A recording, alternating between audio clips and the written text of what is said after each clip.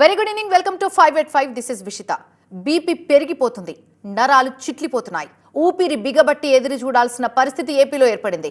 Exit polls కి కూడా ఫలితాలు అందకపోవడంతో ఎగ్జాక్ట్ ఫలితాల కోసం జనం ఉత్కంఠగా చూస్తున్నారు. ఎక్కడ చూసినా ఎవరు గెలుస్తారా అనే టాపిక్ తప్ప మరో టాపిక్ మాట్లాడుకోవట్లేదు. మరోవైపు నేతల్లో కూడా హై టెన్షన్ నెలకొంది. పైకి మేమే గెలుస్తామని ధీమాగా చెబుతున్నప్పటికీ లోపల మాత్రం టెన్షన్ పట్టుకుంది. ఇక ఏపీలో కౌంటింగ్ కి అధికారులు అన్ని ఏర్పాట్లు పూర్తి చేశారు. కౌంటింగ్ కేంద్రాల దగ్గర పటిష్ట బందోబస్తుని మోహరించారు. రాష్ట్ర వ్యాప్తంగా 1985 సమస్యాత్మక ప్రాంతాలను గుర్తించి అక్కడ ప్రత్యేక నిఘా ఏర్పాటు చేశారు. అయితే పోలింగ్ నాటి అల్లర్లు పునరావృతం కాకుండా కేంద్ర బలగాలను కూడా రంగంలోకి దింపారు.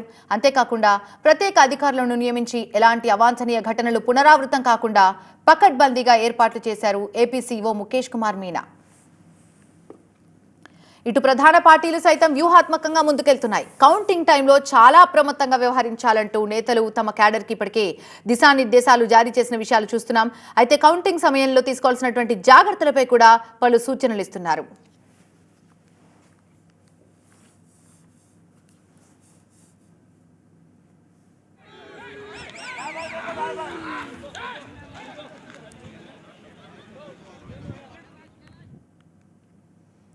ఇక దీనికి సంబంధించి మరింత సమాచారం మా ప్రతినిధి ఎంపీ రావు అందిస్తారు. ఎంపీ రావు, ఏర్పాట్లకు రేపటికి సంబంధించినటువంటి కౌంటింగ్ కి సంబంధించినటువంటి ఏర్పాట్లు ఎంతవరకు వచ్చాయి? ప్రస్తుతం మీరు ఎక్కడున్నారు? అక్కడ ఏర్పాట్లు ఏ విధంగా జరుగుతున్నాయి?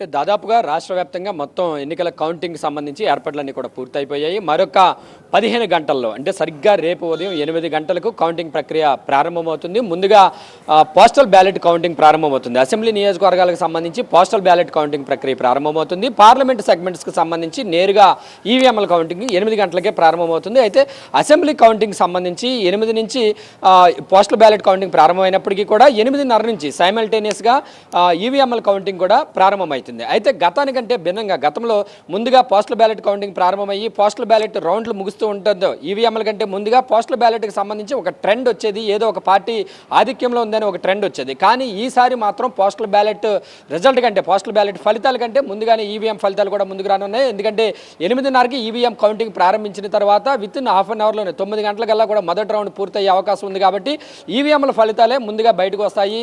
ఈ పోస్టల్ బ్యాలెట్ కౌంటింగ్ సంబంధించి ఒక్కొక్క రౌండ్ పూర్తవడానికి సుమారుగా 2:30 గంటల నుంచి 3 గంటల సమయం పడుతుంది. కాబట్టి ఈసారి పోస్టల్ బ్యాలెట్ కంటే ఈవీఎం కౌంటింగే త్వరితగతిన పూర్తవుతుందని చెప్పేసి కూడా సీఈఓ ముఖేష్ కుమార్ మీనా చెప్పారు. రాష్ట్ర వ్యాప్తంగా మొత్తం 33 ప్రాంతాల్లో 401 కౌంటింగ్ హాల్ను అటు అసెంబ్లీకి కానీ పార్లమెంట్కి కానీ పోస్టల్ బ్యాలెట్కి కానీ సంబంధించి కానీ మొత్తంగా 401 కౌంటింగ్ హాల్ను కూడా ఏర్పాటు చేశారు. ఈ కౌంటింగ్ హాల్లో ఏ టేబుల్ దగ్గర ఎవరెవరు ఉండాలి, అబ్జర్వర్స్ కానీ ఏజెంట్లు కానీ ఎవరెవరు ఉండాలి, ఎలాంటి జాగ్రత్తలు తీసుకోవాలి, కౌంటింగ్ సమయంలో నిబంధనలు ఏ ఉండాలి అనే దానికి సంబంధించి ఇప్పటికే అన్ని జిల్లాల అధికారులకు అలాగే కౌంటింగ్లో పాల్గొనేటటువంటి అధికారులందరికీ కూడా ఎన్నికల కమిషన్ ప్రత్యేకంగా సూచనలు కూడా జారీ చేసింది. ఇప్పటికే ఆర్ఓల కార్యాలయాల్లో ఉన్నటువంటి పోస్టల్ బ్యాలెట్ బాక్సులను కూడా కౌంటింగ్ కేంద్రాలకు కూడా తరలించడం మొదలుపెట్టారు. రేపు ఉదయం 6 గంటలకల్లా కూడా కౌంటింగ్ ఏజెంట్లతో పాటుగా అబ్జర్వర్లు ఇతర అధికారులు కూడా ఏఆర్ఓలు అందరూ కూడా కౌంటింగ్ కేంద్రాలకు చేరుకోవాల్సి ఉంటుంది. 6 గంటలకల్లా వారికి అప్పుడు 6 గంటలకి ఆర్ఓలు ఎక్కడ కౌంటింగ్ ఏజెంట్లు ఏ టేబుల్ కేటాయించాలి అలాగే అధికారులను ఏ టేబుల్ కేటాయించాలి అనే దానికి సంబంధించి ర్యాండమైజేషన్ ప్రక్రియలో వారికి టేబుల్స్ని కూడా అలాట్ చేసిన తర్వాత 7-7:30 కల్లా కూడా వారు కేటాయించినటువంటి టేబుల్స్ దగ్గర కూర్చుంటారు. సరిగ్గా 8 గంటలకు పోస్టల్ బ్యాలెట్ కౌంటింగ్ కూడా ప్రారంభమవుతుంది. అయితే గతంలో అంటే అటు భద్రతా పరంగా కూడా ఎన్నికల తర్వాత ముగిసిన తర్వాత జరిగినటువంటి ఘటనలు దృష్టిలో పెట్టుకుని ఈసారి భారీ భద్రతను ఏర్పాటు చేశారు. మొత్తం రాష్ట్ర వ్యాప్తంగా ఉన్నటువంటి పోలీస్ ఫోర్స్ అందరూ కూడా రేపంతా కూడా ఎన్నికల విధుల్లో పాల్గొంటుందని చెప్పేసి కూడా ముఖేష్ కుమార్ మీనా స్పష్టం చేశారు. అలాగే గతంలో ఎన్నడూ లేని విధంగా రాష్ట్రానికి 67 కంపెనీల కేంద్ర బలగాలను కూడా రేపు కౌంటింగ్ సందర్భంగా మోహరిస్తున్నారు. ప్రధానంగా గతంలో అల్లర్లు చోటు చేసుకున్నటువంటి పల్నాడు జిల్లా, అనంతపురం జిల్లా, తాడిపత్రితో పాటుగా తిరుపతి జిల్లాతో ప్రధానంగా దృష్టి సారించారు. వీటితో పాటుగా రాష్ట్ర వ్యాప్తంగా 1985 సెన్సిటివ్ ప్రాంతాలను కూడా గుర్తించారు. అటు కౌంటింగ్ సెంటర్స్తో పాటుగా సెన్సిటివ్ ప్రాంతాలు అటువంటి ప్రాంతాల్లో డ్రోన్ల ద్వారా కూడా నిఘా పెట్టి పూర్తి స్థాయిలో ఎక్కడ కూడా అల్లర్లు జరగకుండా కూడా చర్యలు తీసుకుంటున్నారు. అదేవిధంగా కౌంటింగ్ జరిగేటటువంటి సమయంలో కౌంటింగ్ ఏజెంట్లు ఎవరైనా కూడా వారిని నిబంధనలకు విరుద్ధంగా వ్యవహరించినట్లయితే అటువంటి వారిని బయటకు పంపించాలని చెప్పి కూడా ఈసీ ఆదేశాలు జారీ చేసింది. మరోవైపు అటు ప్రధాన పార్టీలు కూటమి పార్టీలతో పాటుగా వైసీపీ కూడా వారి యొక్క పార్టీల ఏజెంట్లకు కూడా ఇప్పటికే దిశానిర్దేశం చేశాయి. కౌంటింగ్ సమయంలో ఎలాంటి జాగ్రత్తలు తీసుకోవాలనే దానికి సంబంధించి కూడా పలు సూచనలు కూడా చేశాయి. ఎవరైనా ఒకవైపు టీడీపీ నేతలు అయితే వైసీపీ అల్లర్లు చేసే అవకాశం ఉంది కాబట్టి చాలా జాగ్రత్తగా ఉండాలని చెప్తూ ఉంటే వైఎస్ఆర్సీపీ మాత్రం రేపు ఉదయం 11 గంటలకల్లా కూడా విజయోత్సవాలకు సిద్ధం కండి అని చెప్పేసి కూడా వైసీపీ నేతలు చెప్తున్నటువంటి పరిస్థితి. రైట్, థ్యాంక్ యూ ఎంపీ రావు. అది విజయవాడలో ఉన్నటువంటి పరిస్థితి. మనం పల్నాడుకి వెళ్తే ఒకసారి పల్నాడులో సిచ్యువేషన్స్ కనుక్కుందాం. పోలింగ్ నాటి అల్లర్లు, అక్కడ జరిగినటువంటి హింసాత్మక ఘటనలు అయితే ఎవరు మరవలేదు. అవి మళ్ళీ రిపీట్ కాకుండా, పునరావృతం కాకుండా ఉండడానికి పల్నాడు జిల్లాలో కౌంటింగ్ కి పకడ్బందీ ఏర్పాట్లు చేశారు అధికారులు. అయితే 3000 మంది పోలీసులతో పోలింగ్ కేంద్రాల దగ్గర 3 అంచెల భద్రతను కూడా ఏర్పాటు చేశారు. ప్రతిసారి కన్నా ఈసారి భద్రతనైతే ఇంకా ఎక్కువ పెంచారని చెప్పాలి. అలాగే జిల్లా వ్యాప్తంగా కూడా 557 సమస్యాత్మక ప్రాంతాలను గుర్తించి ప్రత్యేకంగా వాటిపై నిఘా పెంచారు. అయితే అంతేకాకుండా సమస్యాత్మక ప్రాంతాల్లో ప్రత్యేక అధికారులను కూడా నియమించింది ఈసీ.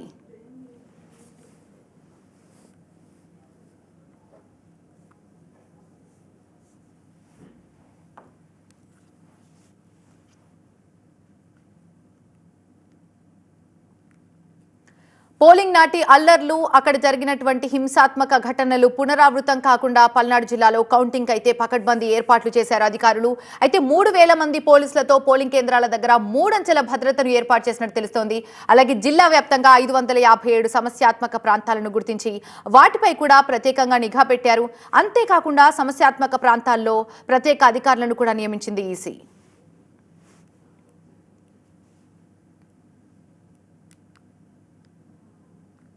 మరింత సమాచారం గుంటూరు నుంచి మా ప్రతినిధి నాగరాజు అందిస్తారు.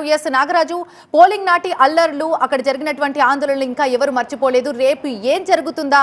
నిజంగా ఏపీ వ్యాప్తంగా చూసుకుంటే పల్నాడు అయితే ఇప్పుడు ఒక చర్చనీయాంశమైన ప్రాంతం అయిపోయింది. ఎందుకంటే మొన్న జరిగినటువంటి అల్లర్ల గురించి రేపు ఏం జరుగుతుందనే ఆందోళన ప్రతి ఒక్కరిలో కనిపిస్తుంది. మరి ఈ నేపథ్యంలో ఎలాంటి సెక్యూరిటీని పెంచారు? అయితే పోలీసులు అయితే మాత్రం కట్టుదిట్టమైన భద్రతా ఏర్పాట్లను అయితే చేశారు. ముఖ్యంగా పల్నాడు జిల్లా అంతటా కూడా 144 సెక్షన్ అమలు చేస్తూ ఉన్నారు. ఇప్పటికే ముఖ్య పట్టణాలన్నింటిలో కూడా పోలీస్ కవాత్ అయితే పూర్తయింది. అదేవిధంగా నర్సరావుపేట అంటే పల్నాడు జిల్లా ముఖ్య కేంద్రం, పల్నాడు జిల్లా కేంద్రం కూడా ఉన్న నర్సరావుపేటలో మాత్రం ఇప్పటికే షాపులన్నింటినీ కూడా మూసివేయిస్తున్నారు. రేపు కూడా షాపులను తీయవద్దని చెప్పేసి పోలీసులు ఆంక్షలు విధించిన నేపథ్యం కనిపిస్తూ ఉంది. ఒక నిర్మానుష్య వాతావరణం అయితే నర్సరావుపేటలో కనిపిస్తూ ఉంది. అదేవిధంగా నర్సరావుపేటకి అత్యంత సమీపంలో ఉన్న జేఎన్టీ కాలేజీలోనే రేపు కౌంటింగ్ జరగనుంది. కౌంటింగ్ కేంద్రం అక్కడ ఉంది కాబట్టి కౌంటింగ్ కేంద్రం చుట్టూ కూడా నో ఫ్లై జోన్గా ఇప్పటికే ప్రకటించడం జరిగింది. ఎవరు కూడా డ్రోన్లు ఎగరవద్దని చెప్పారు. అదేవిధంగా 155 సీసీ కెమెరాలను కూడా ఈ కేంద్రం చుట్టూ, జేఎన్టీ కాలేజీ చుట్టూ ఏర్పాటు చేసి ఎప్పటికప్పుడు భద్రతను కూడా పర్యవేక్షిస్తున్నారు. కొద్దిసేపటి క్రితం జిల్లా కలెక్టర్ కూడా ఆ కౌంటింగ్ సెంటర్లోకి వెళ్ళి ఏర్పాట్లన్నింటినీ కూడా పరిశీలించడం జరిగింది. అదేవిధంగా జేఎన్టీ కాలేజీకి అత్యంత సమీపంలోనే గుంటూరు కర్నూలు హైవే ఉంది కాబట్టి ఈ కర్నూలు గుంటూరు హైవే మీద కూడా ఎటువంటి వాహనాలు తిరగకుండా కూడా రేపు ట్రాఫిక్ కూడా ఆంక్షలు విధించారు. కొన్ని డైవర్షన్స్ కూడా ఏర్పాటు చేయడం జరిగింది. అత్యవసరమైన వాహనాలు మాత్రమే ఈ రోడ్డు గుండా ఇక్కడ నడిపేందుకు కూడా అవకాశం కల్పిస్తూ ఉన్నారు. మరొక వైపు ముఖ్యంగా మాచర్ల, గురిజాల లాంటి అత్యంత సెన్సిటివ్ ప్రాంతాలను కూడా గుర్తించారు. ఆ సెన్సిటివ్ ప్రాంతాలతో పాటు ఆయా గ్రామాల్లోకి ఎక్కడైతే గతంలో అల్లర్లు జరిగాయో మరొక వైపు అల్లర్లు జరిగే అవకాశం ఉందని ఇంటెలిజెన్స్ రిపోర్ట్ ఇచ్చిందో వాటన్ని చోట్ల కూడా ప్రత్యేకంగా బలగాలను మోహరించారు. ఇప్పటికే పోలీసులంతా కూడా ఆయా గ్రామాలకు చేరుకున్నారు. ఒకవైపు నుంచి గ్రామాల పరిస్థితిని ఎప్పటికప్పుడు జిల్లా హెడ్ క్వార్టర్లో ఉన్న ఎస్పీ మల్లికా గార్గ్ కూడా పర్యవేక్షిస్తూ ఉన్నారు. అదేవిధంగా డిఎస్పీలు ఇచ్చారు. వీరితో పాటు ఎస్పీతో పాటు అడిషనల్ ఎస్పీస్, డిఎస్పీలు ఉన్నప్పటికీ కూడా ప్రత్యేకంగా 2 పోలీస్ అధికారులు కూడా పల్నాడు జిల్లాకి ఈసీ పల్నాడు దగ్గరలో ఉన్నటువంటి కారంపూడి అవ్వచ్చు తదితర ప్రాంతాల్లో పోలీసులు అనుమానితుల ఇళ్లలో ఇప్పటికే తనిఖీలు నిర్వహించారు. అందులో భాగంగా ఈ తనిఖీల్లో భాగంగా కొంతమంది ఇళ్లలో కొన్ని ఆయుధాలను కూడా స్వాధీనం చేసుకున్నట్టు తెలుస్తోంది. ఇప్పటి వరకు ఎంతవరకు ఎన్ని వేల సంఖ్యలో ఆయుధాలు స్వాధీనం చేసుకున్నారు? దీనికి సంబంధించి అప్డేట్స్ ఏంటి? అంటే ప్రధానంగా చూసుకున్నట్టయితే ఈ తనిఖీలు అయితే మనకి పోలింగ్ ముగిసిన దగ్గర నుంచి కూడా తనిఖీలు కొనసాగుతూనే ఉన్నాయి. కార్డిన్ సెర్చ్లు కూడా జరుగుతూనే ఉన్నాయి. ఎందుకంటే ప్రధానంగా ఎక్కడైతే అల్లర్లు జరిగి తిరిగి మరలా అల్లర్లు జరిగే అవకాశం ఉందని చెప్పి ఇంటెలిజెన్స్ రిపోర్ట్ ఇచ్చిందో ఆయా గ్రామాల్లో ప్రత్యేకంగా సోదాలు అయితే నిర్వహించారు. ఈ సోదాల్లో ప్రధానంగా బయటపడిన ఆయుధాల్లో మాత్రం ఈసారి చెప్పుకోదగ్గవి పెట్రోల్ బాంబులు. గతంలో ఎప్పుడూ కూడా పల్నాడు జిల్లాలో పెట్రోల్ బాంబులు లేవు. కానీ ఈ ఎన్నికలు జరిగిన రోజు తంగడి గ్రామంలో కూడా పెట్రోల్ ప్రయోగించుకున్నారు ఇరు పార్టీలకు సంబంధించిన కార్యకర్తలు. ఆ తర్వాత కూడా పెట్రోల్ బాంబులు అడపాదడపా బయటపడుతూనే ఉన్నాయి. మనం రీసెంట్గా కూడా చూసుకున్నట్టయితే నిన్న రాజుపాలెం మండలం బ్రాహ్మణపల్లిలో కూడా దాదాపు 15 పెట్రోల్ బాంబులు ఒక సీసాలకు తయారు చేసి వాటిలో పెట్రోల్ నింపి బాంబులుగా తయారు చేసుకుని వాటిని ప్రయోగించుకునేందుకు కూడా కార్యకర్తలు సిద్ధంగా ఉన్నట్లు పోలీసులకు ఎప్పటికప్పుడు సమాచారం ఉంటుంది కాబట్టి ఆయా గ్రామాల్లో ఇప్పటికే పలు సోదాలు అయితే నిర్వహించారు. ఈ పెట్రోల్ బాంబులన్నింటిని కూడా సీజ్ చేస్తున్నారు. మరొక వైపు నాటు బాంబులు కూడా కొన్ని చోట్ల మనకి పిన్నెల్లి లాంటి గ్రామాల్లో నాటు బాంబులను కూడా స్వాధీనం చేసుకోవడం జరిగింది. అదేవిధంగా కొన్ని మారణాయుధాలను కూడా స్వాధీనం చేసుకున్నారు. పోలీసులు అయితే కార్డన్ 6 కొనసాగిస్తా ఉన్నారు. పటిష్టమైన భద్రతా ఏర్పాట్లు అయితే చేశారు. కౌంటింగ్ ప్రశాంతంగా నిర్వహించేందుకు తగిన జాగ్రత్తలు తీసుకున్నామని చెప్పి మల్లికార్జున గారికి ఇప్పటికే ప్రకటించడం జరిగింది. Right, thank you Nagaraju. Polling రోజున అల్లర్లను దృష్టిలో పెట్టుకుని చంద్రగిరిపై స్పెషల్ ఫోకస్ పెట్టారు అధికారులు. ఓట్ల లెక్కింపు వేళ ఎలాంటి అవాంఛనీయ ఘటనలు జరగకుండా పోలీస్ యంత్రాంగం కూడా అలర్ట్ అయింది. అయితే ప్రధాన రాజకీయ పార్టీ కార్యాలయాలు, అభ్యర్థుల ఇళ్ల వద్ద ఇప్పటికే బలగాలను మోహరించారు. అయితే 144 సెక్షన్ ని పకడ్బందీగా అమలు చేస్తూ నిఘాను ముమ్మరం చేశారు. ఎన్నికల సంఘం ఆదేశాలకు అనుగుణంగా ఎక్కడికక్కడ కఠిన ఆంక్షలు అమలు చేస్తున్నారు. మరోవైపు ఇప్పటికే 200 మంది అనుమానితులను అదుపులోకి తీసుకున్నారు కూడా. అలాగే చంద్రగిరి స్పెషల్ పోలీస్ అబ్జర్వర్ గా దీపక్ మిశ్రాని కూడా నియమించారు.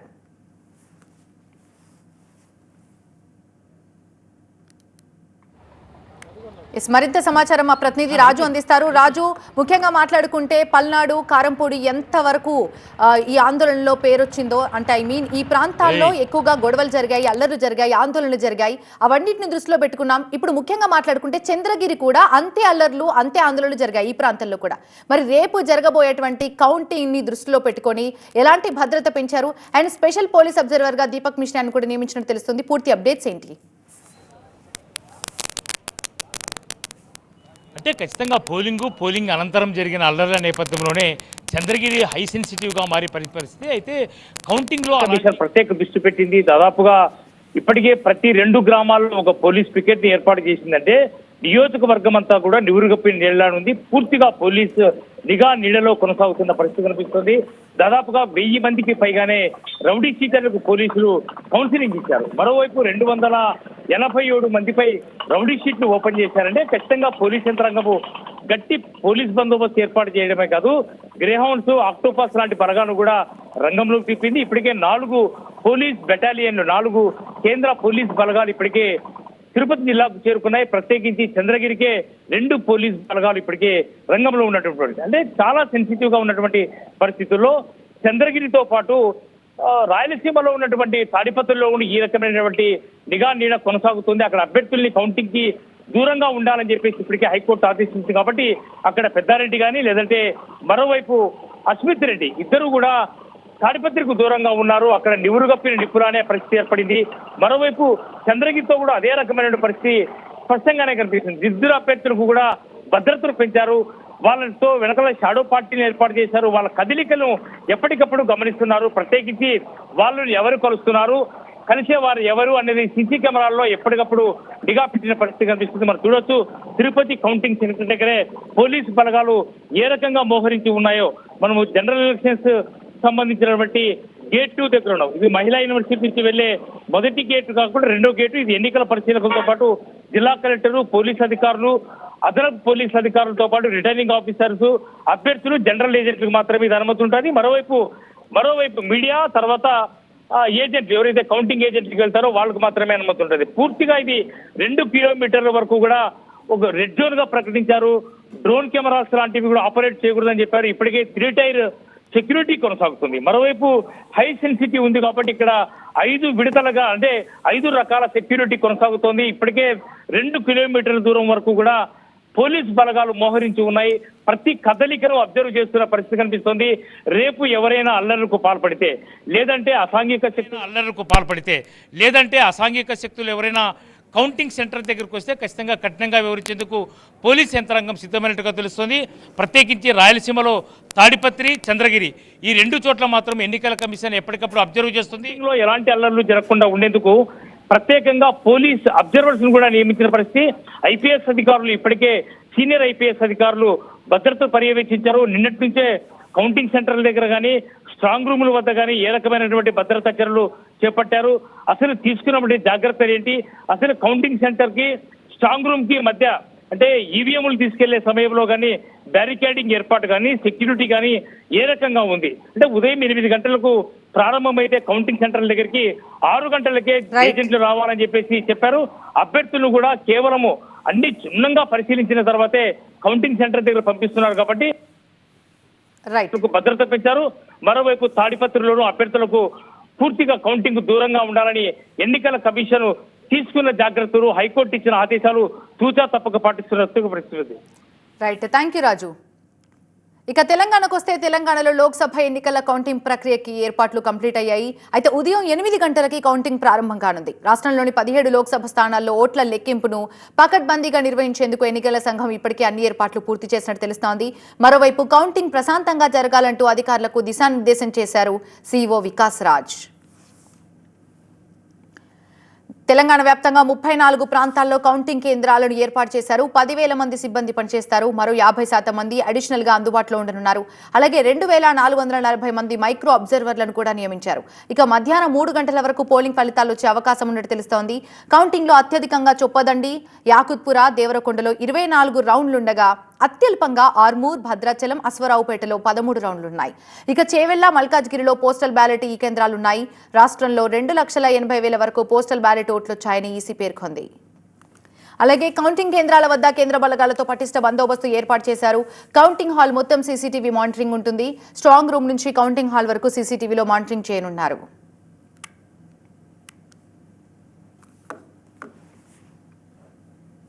మరింత సమాచారం మా ప్రతినిధి ఎలేందర్ అందిస్తారు. ఎలేందర్, తెలంగాణలో లోక్సభ ఎన్నికల కౌంటింగ్ కి సంబంధించి ఏర్పాట్లు ఏ విధంగా కొనసాగుతున్నాయి?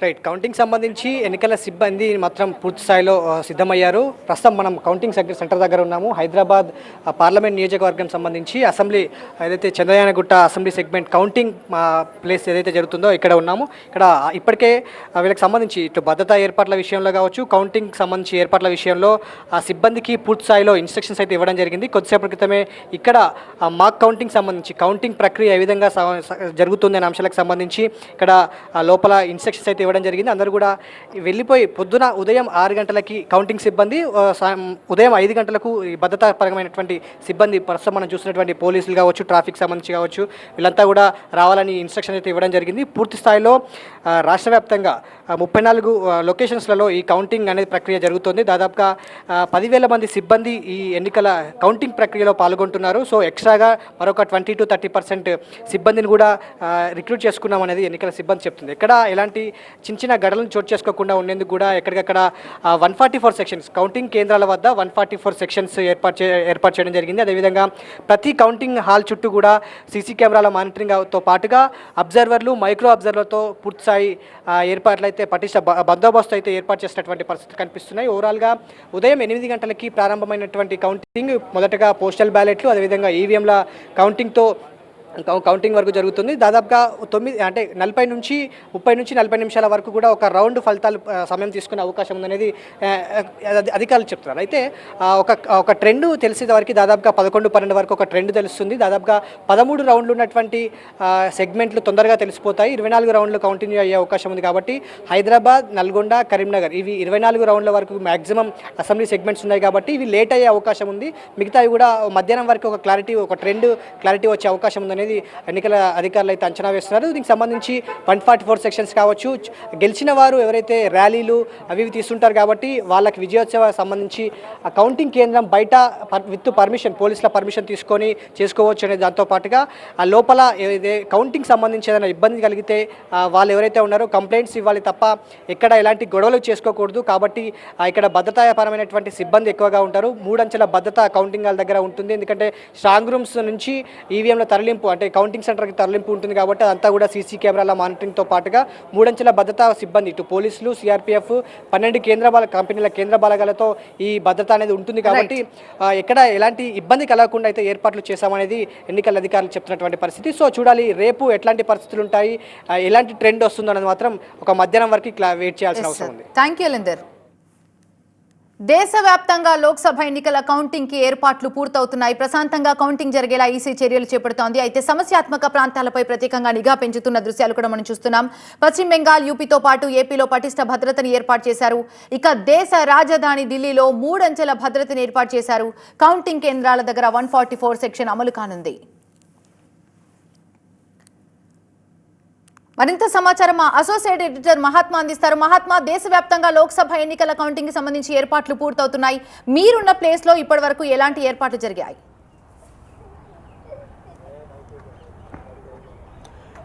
దేశ రాజధాని ఢిల్లీ సహా దేశవ్యాప్తంగా 541 స్థానాలకు కౌంటింగ్ జరుగుతుంది. మొత్తంగా 543 స్థానాలకు ఎన్నికలు జరిగితే అందులో గుజరాత్లోని సూరత్, మధ్యప్రదేశ్లోని ఇండోర్, ఈ 2 చోట్ల కూడా ఎన్నికలు ఏకగ్రీవమయ్యాయి. అక్కడ 2 చోట్ల భారతీయ జనతా పార్టీ నుంచి పోటీ చేసిన అభ్యర్థులు అంటే అన్అపోజ్డ్గా ఇతర పార్టీల అభ్యర్థుల నామినేషన్లు తిరస్కరణకు గురి కావడము, మరెవరూ పోటీలో లేకపోవడం వల్ల ఆ 2 స్థానాలు ఏకగ్రీవంగా ఎన్నికలయ్యాయి.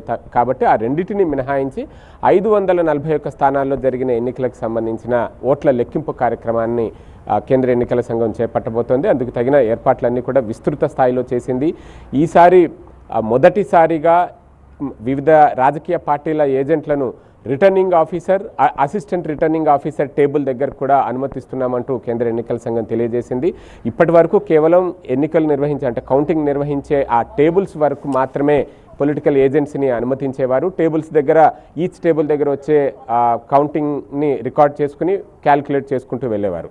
కానీ ఈసారి రిటర్నింగ్ ఆఫీసర్ టేబుల్ దగ్గర కూడా ఏజెంట్లను అనుమతించడం అన్నది మొదటిసారి చేస్తున్నట్లుగా కేంద్ర ఎన్నికల సంఘం వెల్లడించింది. అలాగే కొన్ని రాష్ట్రాల్లో చోటు చేసుకున్న ఇన్సిడెంట్స్ పోలింగ్ సమయంలోనూ పోలింగ్ అనంతరం పోస్ట్ పోల్ వయలెన్స్ వీటన్నిటిని దృష్టిలో పెట్టుకుని అక్కడ ఈ కౌంటింగ్ సందర్భంగా ఎటువంటి శాంతి భద్రతలకు విఘాతం కలగకుండా ఉండడం కోసం తగినంత భద్రతను కల్పిస్తున్నట్లుగా కేంద్ర ఎన్నికల సంఘం చెప్పింది. ముఖ్యంగా వెస్ట్ బెంగాల్, ఆంధ్రప్రదేశ్ ఈ 2 రాష్ట్రాల్లోనే పోస్ట్ పోల్ వయలెన్స్, పోలింగ్ సమయంలో వయలెన్స్ పెద్ద ఎత్తున చోటు చేసుకుంది. కాబట్టి అక్కడ కౌంటింగ్ సమయంలోనూ ఈ ఉద్రిక్తతలు చెలరేగే అవకాశం ఉందని చెప్పి కేంద్ర ఎన్నికల సంఘం భావిస్తోంది. ఆ మేరకు కేంద్ర హోంశాఖకు లేఖ రాసి సెంట్రల్ పారామిలిటరీ ఫోర్సెస్ని ఆయా రాష్ట్రాల్లో తగినంత సంఖ్యలో అందుబాటులో ఉంచాలని చెప్పి కూడా ఆదేశాలు జారీ చేసింది. ఈ రకంగా కౌంటింగ్ సందర్భంగా దేశవ్యాప్తంగా చాలా విస్తృత స్థాయిలోనే కేంద్ర ఎన్నికల సంఘం ఏర్పాట్లు చేసిందని చెప్పవచ్చు. Yes, sir. Thank you, Mahatma. Thanks for the updates.